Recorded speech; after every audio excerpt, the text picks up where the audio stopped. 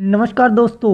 लगता है भारत सरकार ने ठान लिया है कि अब दुनिया की सुपर पावर बनकर ही रहना है, चाहे वह स्टार्टअप्स के मामले में हो या इंडिजीनियस वेपन्स के मामले में हो। इसी की ओर एक कदम आगे बढ़ाते हुए भारत ने ऐसे हथियार का ट्रायल सक्सेसफुल तरीके से पूरा कर लिया है जिसका नाम है नागास्त्र 1। यह ऐसा वेपन है जो दुश्मन के खेमे में बिना किसी सैनिक के जाए खलबली मचा सकता है। उसके बड़े से बड़े हथियारों को, बड़े से बड़ी तोपों को, बड़ी से बड़ी अटैक मशीनरी को जहां वह पड़े हैं वहीं उनको कब्र में दफना सकता है। नागास्त्र 1 लोइटर मुनिशन सिस्टम है जिसे एक ट्यूब से लॉन्च किया जाता है। जब इसे ट्यूब से लॉन्च किया जाता है तब यह एक मिसाइल जैसा लगेगा, लेकिन ट्यूब से बाहर आते ही यह एक ड्रोन का रूप ले लेगा। इसमें आगे कैमरा लगा रहता है और यह अपने साथ कम से कम 1.5 किलो विस्फोटक वॉरहेड को ले जा सकता है, जिसको यह 15 किलोमीटर तक की रेंज तक ले जा सकता है।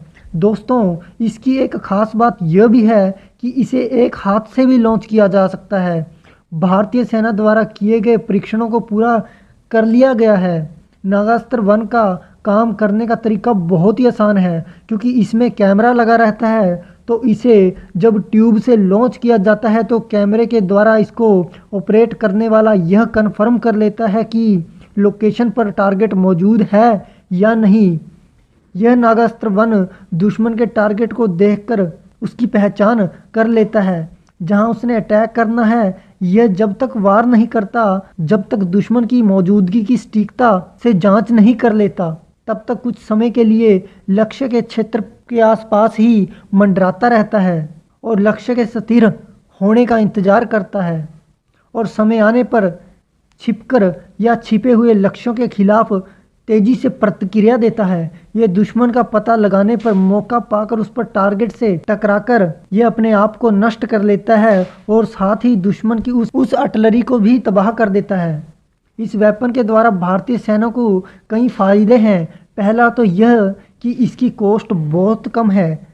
जहां हमें दुश्मन की मशीनरी को तबाह करने के लिए करोड़ों की मिसाइल से अटैक करना होता है, वहां यह सिर्फ लाखों की कीमत का ड्रोन करोड़ों का काम कर सकता है। इसका दूसरा फ़ायदा यह है, जब आप करोड़ों की मिसाइल किसी टारगेट की तरफ भेजते हो और टारगेट समय रहते उस जगह से हट जाए, लेकिन आपकी मिसाइल उस स्थान पर टकराकर नष्ट हो जाए, तो आपका करोड़ों का नुकसान हो सकता है। लेकिन यह लाखों का ड्रोन ऐसा हथियार है, अगर इसको छोड़ा जाए और मौके पर दुश्मन की आर्टिलरी आपको ना मिले तो ये वहां से आपके पास वापस लौट कर भी आ सकता है। इसीलिए भारत सरकार का नागास्त्र प्रोजेक्ट सिर्फ नागास्त्र 1 तक ही सीमित नहीं है। इसका वर्जन नागास्त्र 2 और नागास्त्र 3 भी लाइन में है।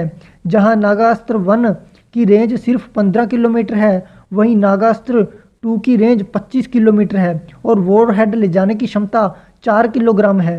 ये मानव पोर्टेबल है, जिसे बैकपैक में ले जाया जा सकता है, क्योंकि इसका वजन केवल 20 किलोग्राम है, जिसमें संचार नियंत्रण, पेलोड और लॉन्च तंत्र शामिल है, जिसके पहले ट्रायल को मार्च में ही पूरा कर लिया गया है। जैसा कि मैंने आपको बताया, नागास्त्र 2 के ट्रायल शुरू हो गए हैं। वहीं नागास्त्र 3 की प्लानिंग भी चल रही है, जिसका पेपर वर्क कंप्लीट कर लिया गया है।